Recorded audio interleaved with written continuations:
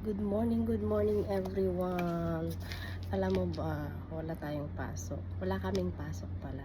Alam mo yung handang-handa ka na, gumising ka ng same time, alas 5, mag-prepare, maligo, tapos nagbihes, ready na akong pumasok.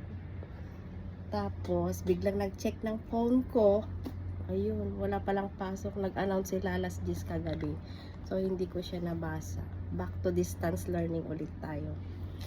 Sana matapos na tong gulo na to kasi ang daming affected, lalo na yung mga estudyante, kawawa naman sila.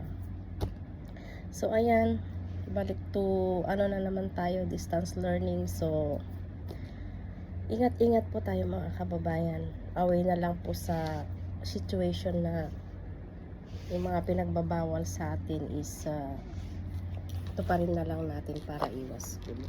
So ayan, ayan lang ang masasabi ko. Good morning po sa lahat at ingat po lagi. Bye! Coffee na lang tayo. Goodness. Bye. God bless po sa lahat.